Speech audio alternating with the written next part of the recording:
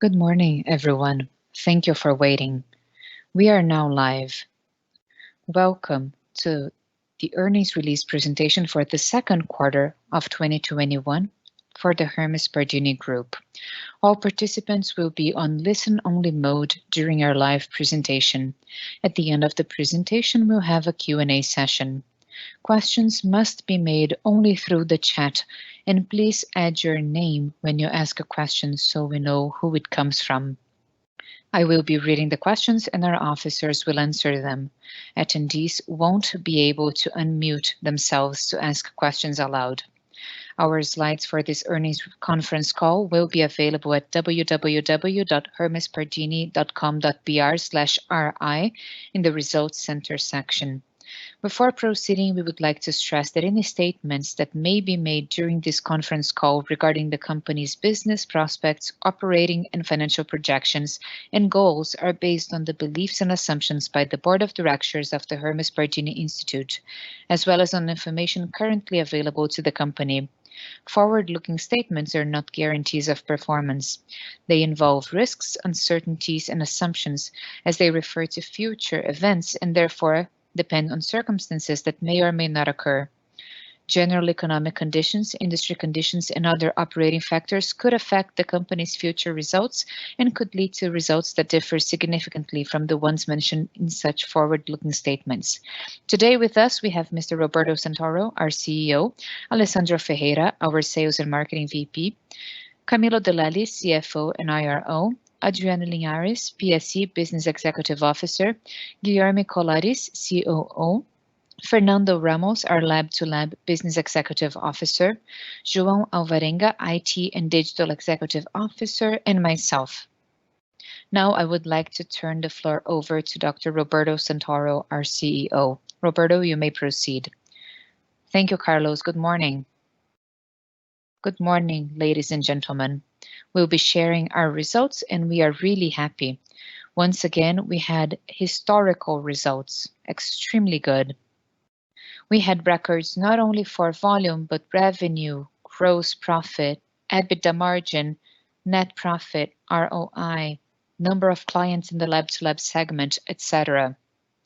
It is important to say that in June, we surpassed the number of 12 million tests, thus setting a new monthly record for the Pardini Group. We are delivering exactly what we presented in the last edition of our Investors Day. This is also available in our RI area if you want to watch it. And what is really important is that we are effectively delivering end-to-end results. We are relevant to patients, to the healthcare chain, to our clients, to our investors, and to our shareholders as well. In the second quarter, we noticed a drop in testing volumes for COVID-19 all over the country. This indicates that we are going through a better period of the pandemic in Brazil. In parallel, there was significant recovery in the other clinical analysis tests. The company remains prepared and dedicated to COVID testing because of its clinical and epidemiological impact. If necessary, we can increase our volumes and our delivery capacity. We are prepared for that because we know this has a lot of social impact and a lot of impact in the healthcare supply chain. For the PSC segment, we had exponential growth in gross revenue year over year. This number was also significantly higher than our results in 2019. It is important to highlight our growth in home care with a 50% increase in revenue year over year, as well as higher numbers for some specialty areas, especially immunology. This goes to show how diagnostics medicine is important, especially for the monitoring of chronic diseases, immune diseases, and autoimmune diseases. In the coming months, something important for the PSC segment is that we will inaugurate 2 new units of the Hermes Pardini brand in the metropolitan area in São Paulo, one of them in the neighborhood of Moema, which is already under construction, and another one in a region we'll disclose soon. We have been investing a lot in technology, studying the journey of our biggest stakeholders for the introduction of new access and interface technologies. We want to encourage greater customer autonomy and faster service. It is important to highlight the development of our online scheduling platform for imaging tests, which is proprietary. We achieved a 10% growth in the volume of tests scheduled year over year. Our investment in a chatbot have also been bringing excellent results. 25% of the queries we received via WhatsApp, phone, and app in the second half of the year, or actually in the first half of the year, were solved by our chatbot. Now, more specifically regarding lab to lab, we doubled our volume year over year with significant growth in a few specialty lines, especially these specialty lines. We also saw price recoveries. We also talked about a few initiatives in our last Pardini Investors Day when it comes to hospital support and our presence in hospitals. We also talked about supporting verticals that have to do with hospital support, and the Parties initiative continues to grow, and they already account to 60% of our lab-to-lab revenue. Toxicology is also important for the sales channel, and we also had historic records. In April, as you may know, it became mandatory to take a toxicology test every 2.5 years. This is for drivers C, D, and E, and this is called periodic drug testing, which boosted demand for these tests. In parallel, the company invested in expanding its production capacity to be able to cater to this periodic drug testing. Many drivers were also postponing these tests before because of the pandemic. So we had repressed demand, and this came back at full force. That is why we had a historic high, and we'll have the periodic drug testing from now on because of these changes in our laws. We also worked with new technologies. With our new approach for this test, we had not only faster results and faster processing, but also better profitability for this test. Tests for the transportation of biological samples with drones are also in full swing. We've already had a few test flights which were authorized between regions. There was one interesting flight between the cities of Navegantes and Itajaí in the state of Santa Catarina. We were able to travel this land in 20% of the time it usually to take us to complete this journey. We believe a lot in technology and innovation for logistics. And since we are a support lab present all over Brazil, using boats, ferries, and having to travel through rivers is tricky, so using drones could be great, not only for costs, but also for the service that we provide in these remote areas. When it comes to M&A, Pardini continues to invest in acquisitions to strengthen its operations throughout the country, not only in PSC, but also through the acquisition of important brands in different regions. And we also work with high specialization, for example, in fields related to oncology. In recent months, we made two relevant acquisitions. Number one, the Paulo Azevedo Lab, a leader in PSC in the city of Belém, the state of Pará, and the APC Lab, which is a support lab in São Paulo, specialized in immunohistochemistry and in situ hybridization. We have Dr. Roberto Falzon leading this area. When it comes to the Paulo Azevedo Lab, this acquisition strengthens our operations in the north of the country, not only for PSC,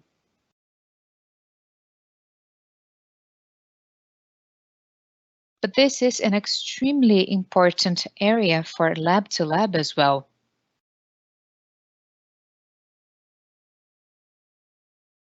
This helps us develop new skills in an advanced technical center in Pará.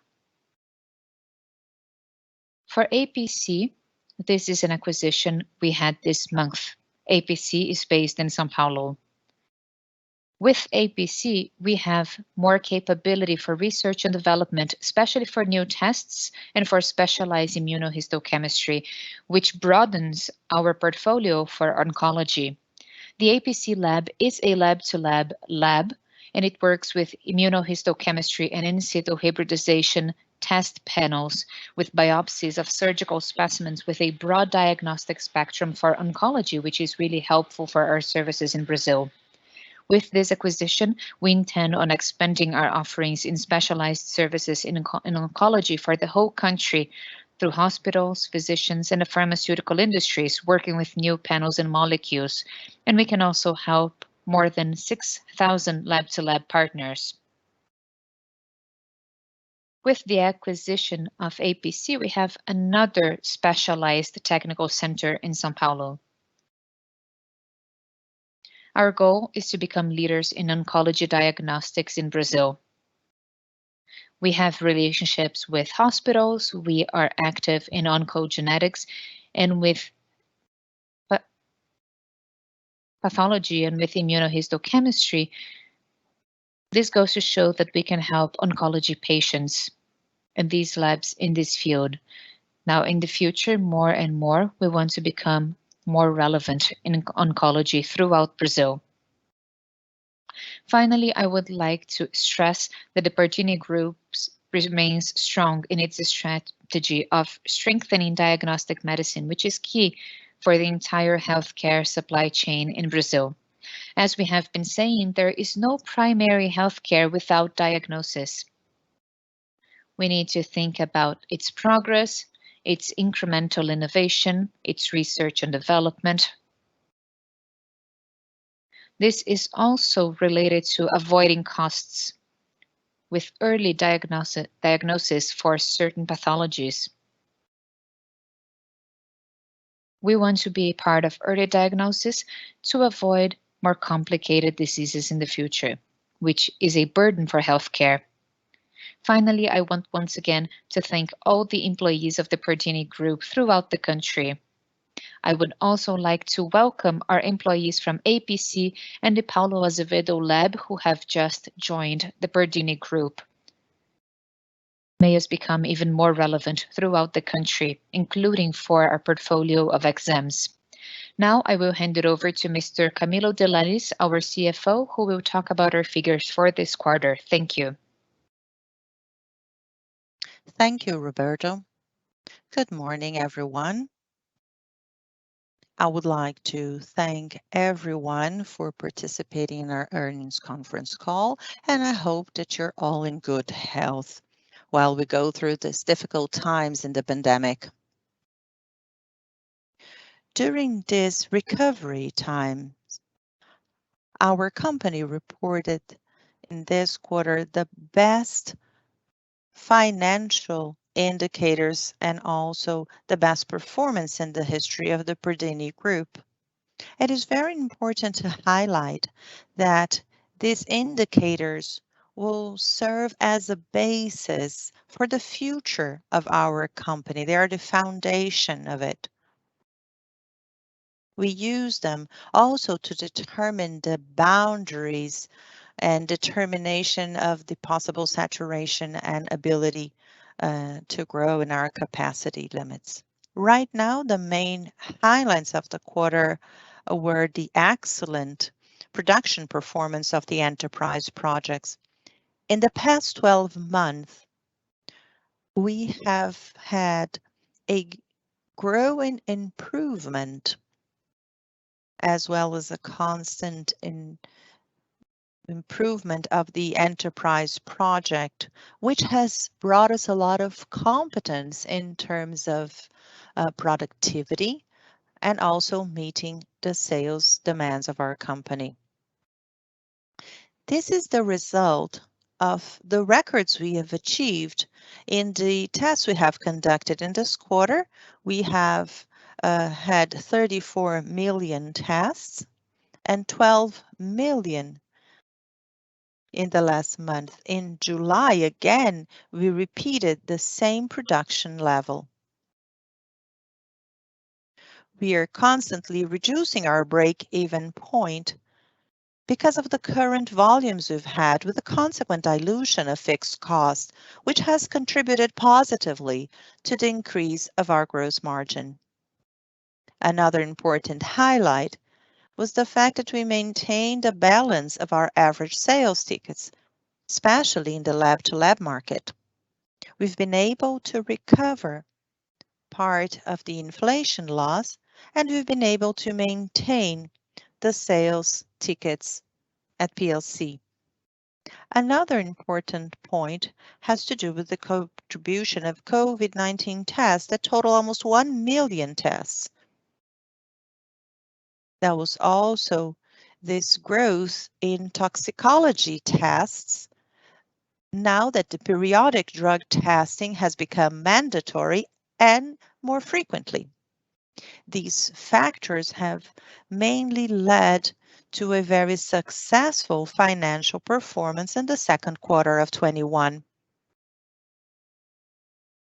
We've had an all-time record in volume of sales and tests. Tests grew by 104.2% in volume in the second quarter of 2021, year over year.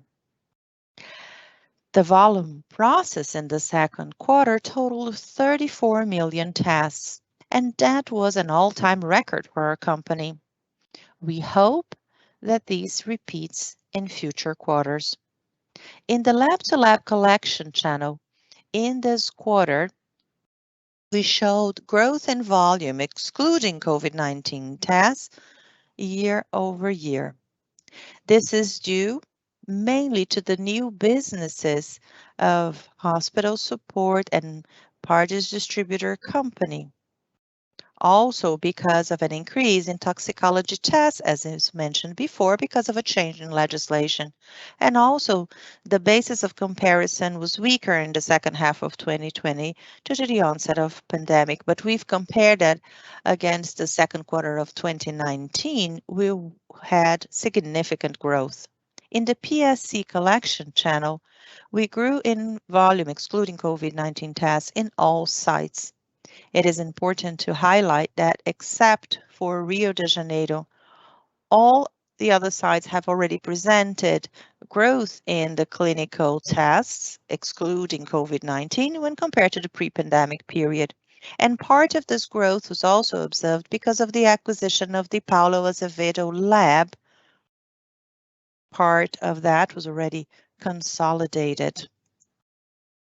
It is located in the state of Pará, as mentioned. In the second quarter of 2021, we also experienced a continuous growth of home testing. They also played an important role with a 17% increase in the number of patients served year over year. We also had records in gross revenue. Our consolidated gross revenue in the second quarter of 2021 reached an all-time record of 561 million reais, an amount that exceeded our budget by double-digit percentage. COVID-19 tests showed a reduction in revenue share, 20% share compared to 27% in the first quarter of 2021, totaling 110 million in the quarter. It is important to highlight that the gross value excluding COVID-19 tests was also a historic record at Pardini Group. In the second quarter at PSC, gross revenue grew by 103% year over year, and excluding COVID-19 tests, there was a 90% growth.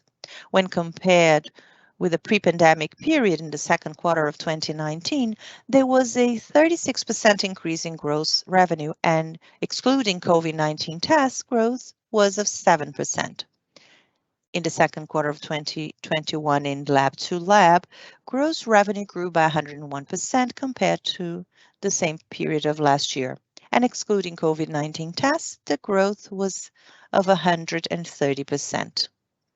If we compare that against the same period in 2019, before the pandemic, there was a 64% increase in gross revenue, and excluding COVID-19 tests, the growth was 34%.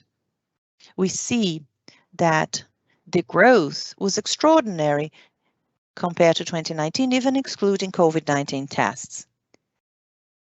Gross profit also hit a record.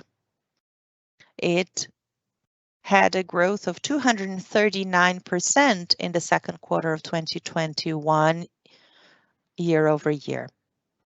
That was driven by COVID-19 tests processed by the company in the second quarter of 2021, also resuming recurring revenue, price transfer in lab to lab, increase in toxicology tests, and especially because of the great performance of our enterprise project. The enterprise project has reached new levels of operational excellence, given the record values we have been achieving. The absorption of fixed costs has positively impacted the consolidated results and consequently the gross margin in the second quarter of 2021, with an increase of 1,430 base points when compared to the second quarter of 2020. So both gross profit and gross margin represented a new record for our company. EBITDA reached 150.9 million reais in the second quarter. This is an increase of 332% compared to the second quarter of 2020. The EBITDA margin in turn reached 29% in the second quarter of 2021, up from 13.6% in the second quarter of 2020. Both EBITDA and EBITDA margins were new records for the company in this quarter. Operating expenses, such as expenses with sales, general and administrative expenses, as a percentage of net revenue, decreased from 17.6% in the second quarter of 2020 to 12% in the second quarter of 2021, due to the growth in our revenues with an effective control of the company resources and expenses. In addition, our SG&A has been efficiently managed, and we had collected a lot of experience during the peaks of the pandemic. All of our team is working from home, and that has led to a significant reduction in supporting costs such as transportation costs, meals, electricity, water. So there were several costs that used to be very high, and now that our employees are working from home, we have had a consequent reduction in these costs. Also, our fundraising and production costs are aligned with our internal projections, which translated into operating leverage, and the lab-to-lab EBITDA was also an all-time record. Due to the higher volume, the fundraising cost was better absorbed, and we also had an all-time record in terms of reduction unit value and PSC EBITDA. We also have a logistics cost in lab-to-lab that's the highest cost. The more we can absorb this cost, the better. The net income reached 70.8 million reais in the second quarter, a new record for the company. This was an increase of 906.8% when compared to the second quarter of 2020. The net margin was 13.6% in the second quarter of 2021, an increase of 1,087 base points. Our effective income tax rate and social contribution was maintained at 31.4% in the second quarter of 2021, vis-a-vis 39.6% in the second quarter of 2020. ROIC excluding goodwill was really a major growth comparing the same period of the previous year. In compliance with our commitment to generate value to our shareholders and investors, we reported 8.6 million in JCP in the second quarter of 2021, and the payment was made on June 30th. The operating cash flow was 98.9 million, up 85% year-over-year.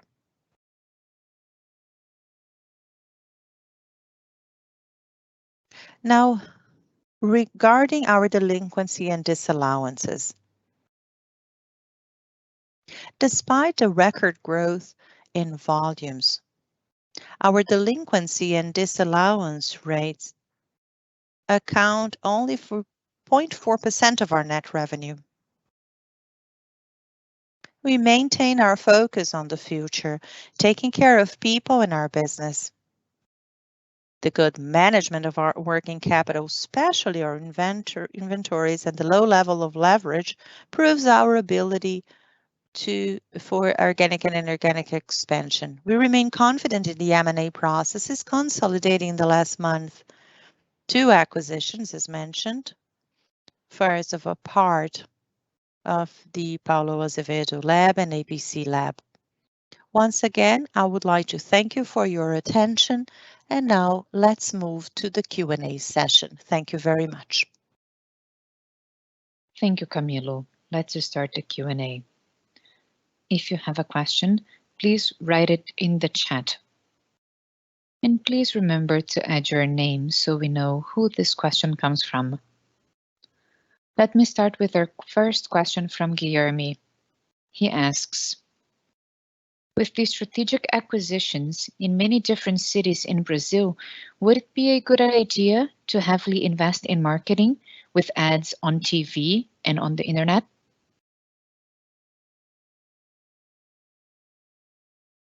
I think I should answer this question. We are investing heavily in digital marketing. Right now, our biggest communication tool at the company is digital marketing.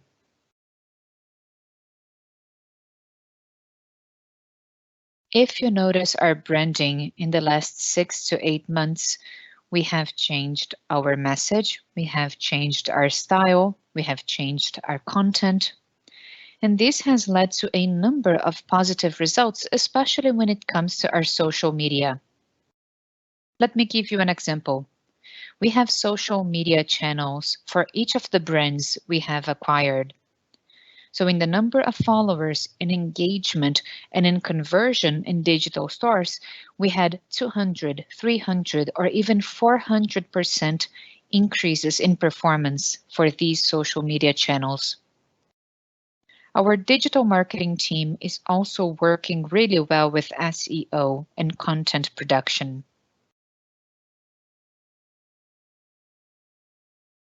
When it comes to the biggest top trends on the internet, we see that we are appearing in the first page of search websites for diagnostics medicine, which is great. As we were mentioning in other earnings release calls, this has to do with our approach in our business, which is not limited to marketing. Throughout this business, we want to have digital transformation. This includes agile methodologies in IT, and João could talk a little bit more about this, but more specifically regarding your question in our approach for digital marketing. Of course, we're not ruling out ads on radio or television. We do have them, especially radio. But our biggest focus is digital marketing because it reaches a largest audience. It reaches from teenagers to the 60+ audience.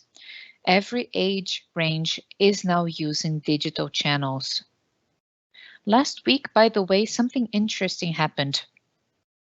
We had an ad running in airports in Brazil. This happened after we acquired APC and the Paulo Azevedo Lab. This has to do with another strategy in digital marketing. More and more, we see that Pardini becomes a key player in digital marketing for healthcare.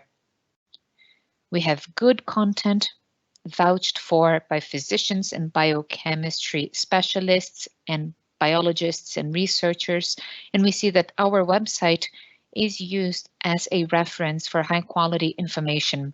And this is what the Pardini Group wants. We want more aggressive marketing, but with a heavy focus on high quality scientific information. Thank you, Alessandro. We now have our second question. This one is from Eugenia Cavaleiro. She's an analyst for JP Morgan, and she's usually covering our operations from up close. What do you think about this competitive environment in the lab-to-lab business? Could you please tell us a little bit more about its trends? Go ahead, Fernando. All right, everyone. Good morning, Eugenia.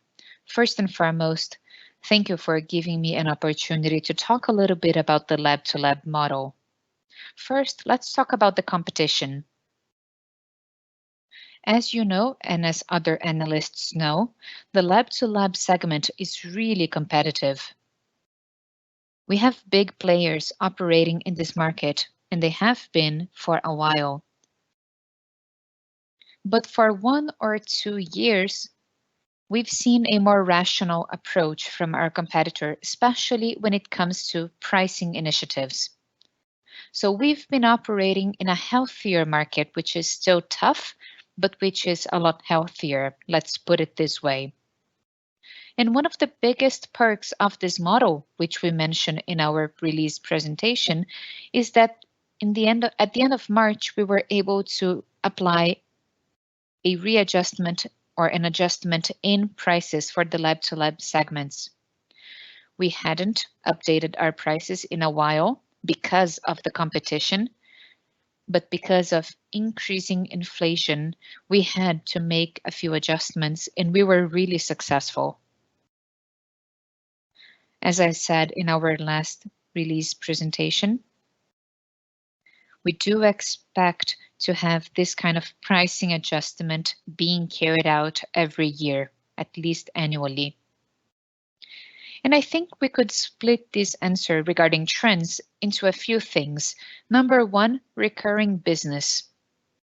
When it comes to recurring business, we see major growth in volume and revenue because of a number of initiatives we have developing in the lab-to-lab segment for over 2 years. We have initiatives focused on our basis of clients, meaning market share, and we also have other initiatives for increasing share of wallet. We want to increase our stake among the customers that we have right now. So we do have a number of initiatives we are carrying out.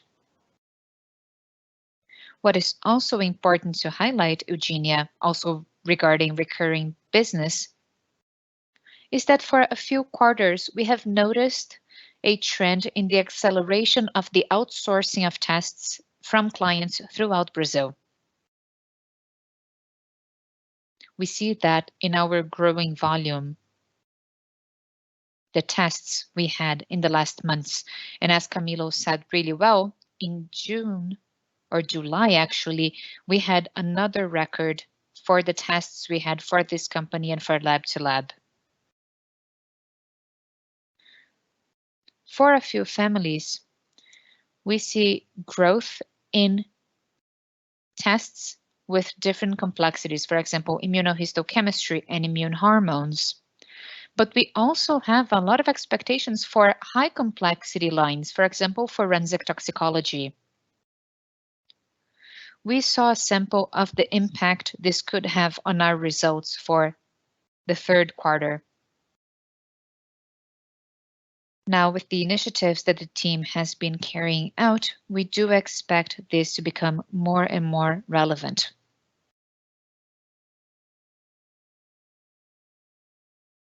Another point I would like to highlight, Eugenia, in addition to our recurring business, is regarding new businesses. In the last quarters, we've become more important players, and this has gained importance in our company.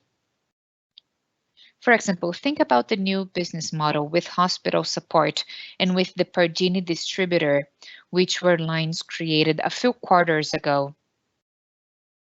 This represents 6% of our lab-to-lab revenue right now, and we see that this has high potential of growth, and this has great synergy with our lab-to-lab business, which is bigger. And even though we're talking only about a few months, these lines are reaching a break even, so they are profitable, and they have been contributing not only to revenue, but also to profitability. When we look at hospital support, we see right now that we have potential customers we have been talking to regarding potential collaborations and partnerships.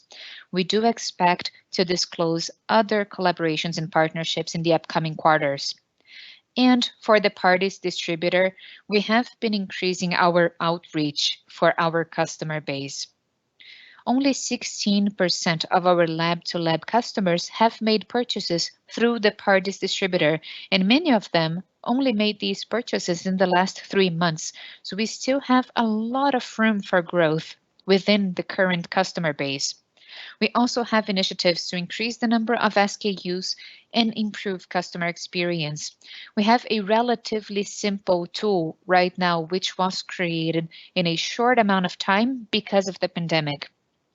But we are now developing this with João Alvarenga and the digital and IT teams to come up with a new model and a new platform, which could be really helpful to reach even more significant growth in the results that we have for this business.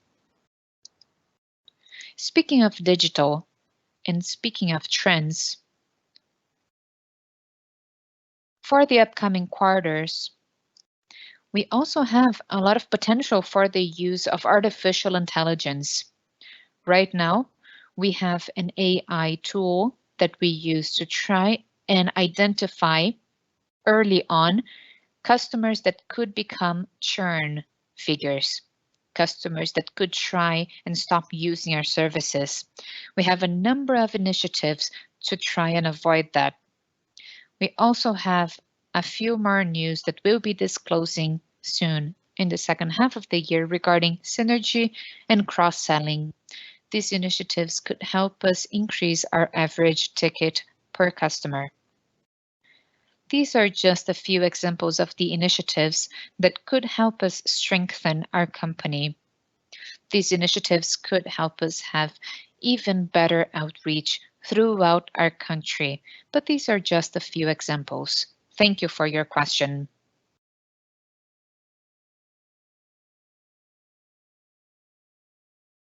Thank you, Fernando.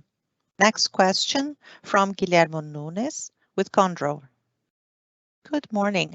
I would like to hear what models you plan to use for future acquisitions, and how do you see the competitions of other players that are highly capitalized? How do you see the scenario of verticalized medicine? Do you think that this could impact the company business?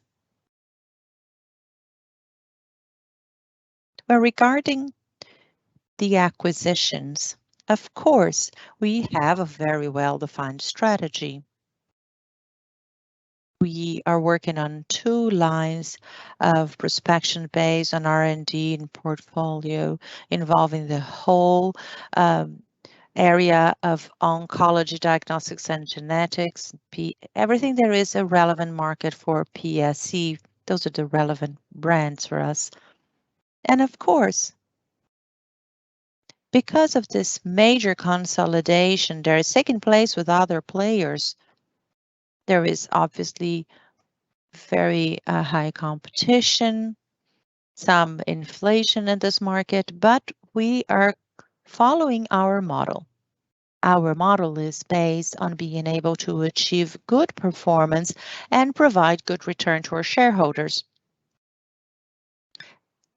We want to keep the companies that we have acquired as well as possible, maintaining their employees and also acquiring a higher market share in the markets we operate. Despite this competition, I think that our model is attractive.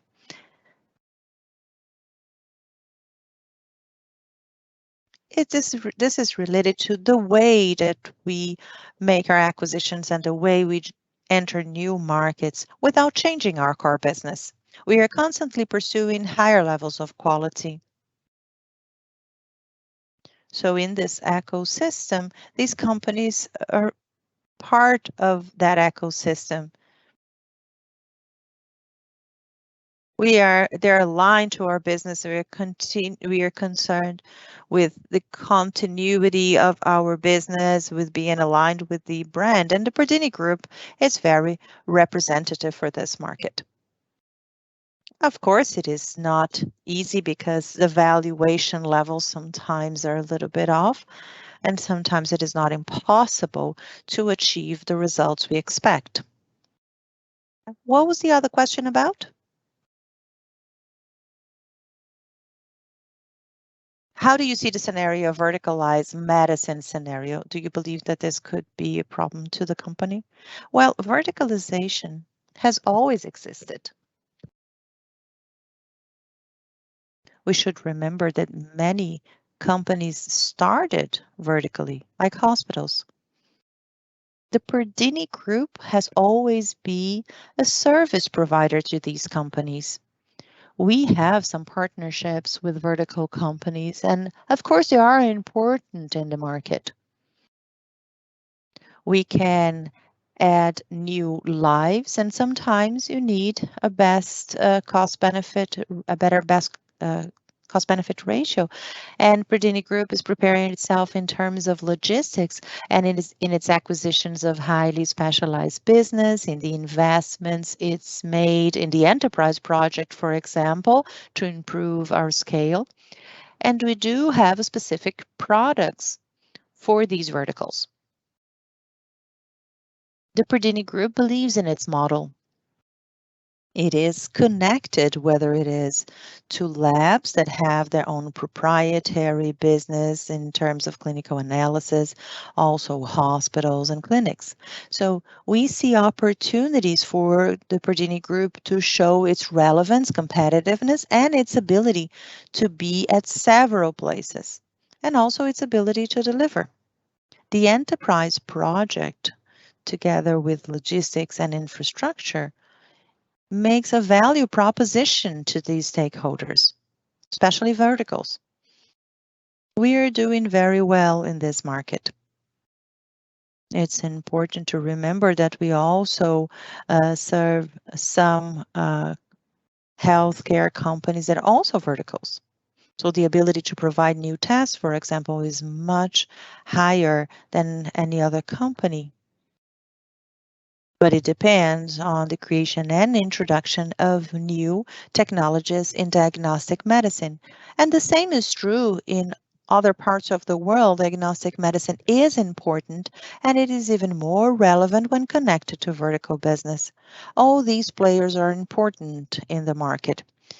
All of us aim at providing more access to healthcare, whether it is through vertical models or primary care. Our models are complementary, are important. There's room for everyone, and Pardini Group is connected 100% to all of them. Thank you, Roberto. We have another question about the same topic. This is from Vitor Oliveira. Maybe you would like to add something to your previous question. Good morning. I would like to know what is the group's expectation as to the verticalization process of the private healthcare business, especially given recent acquisitions of major labs. AP Vida and Notre Dame Intermedica are the winning healthcare operators in this model. How would the group react in this more consolidated business area? The size of the healthcare business in Brazil has room for several models. Maybe some have more ability, more capacity in terms of M&A, maybe better options in terms of cost reduction. But usually healthcare is provided at the local level, the municipality level. This is related to the way the public health system works. So PIB Saúde, for example, is inserted in each city. A company like Pardini and others sometimes have enough structure and logistics to help them and a very high level of delivery scale, specialization, turnaround time of results, and we could deliver those results to meet the needs of hospitals, labs, or anything in the cities, regardless of their size. So I don't see any disconnection with these groups, whether they are verticals or hospitals. I think that will always be at their disposal, connected to the system and introducing new tests. Sometimes our work becomes commoditized. As a reference lab, we must be ahead in terms of diagnostic medicine diet tests and also genetic testing, which is a new frontier in oncology, for example. Healthcare requires service at the municipal level, and this is also where healthcare funding goes to. More than 50% of those funds go straight to municipalities, who then hires those private partners, such as reference labs. That is true for other groups as well. These are positive trends and allow the market to be segmented, provides access in case of vertical, so that other populations can be benefited as well. We shouldn't just focus on less than 25% of the population that has access to private health care. So I think this is very positive. This process of consolidation of verticals and other systems. Let me remind you that we need new technologies. The Pardini Group is a high complexity, high quality, high ability to deliver technology so that we can support all these players. They are our customers, and there are other systems as well. There are other operators, group-based or self-management groups in healthcare. There, the Unimed system, for example. All of them are part of this ecosystem, and Pardini is ready to connect to any of them according to their need. We are ready to serve all of them.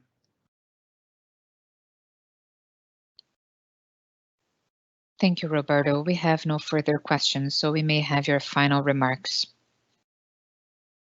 Thank you. Once again, I would like to thank all of you and thank our officers, shareholders, and employees. Continue believing in our project. We have a consistent project here, and we have a purpose. We have now new initiatives with hospitals and oncology and distribution, but above all else, we need to remember that Pardini is ready to continue growing in the upcoming 5 years. We've made investments, and regarding any M&A we may need for business lines or for expanding our market share, we are also preparing for transformation.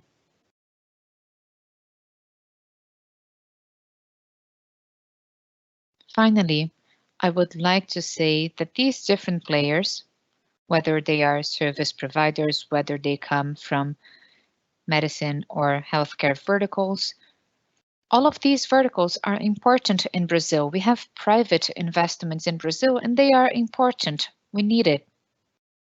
And the Pardini Group is ready. It is ready to connect to all of these potential clients, customers, and stakeholders in this industry. Finally, Carlos Biel, Vinicius, and the whole team in RI or investor relations are available to you. So please get in touch with them if you have any questions. And once again, thank you very much.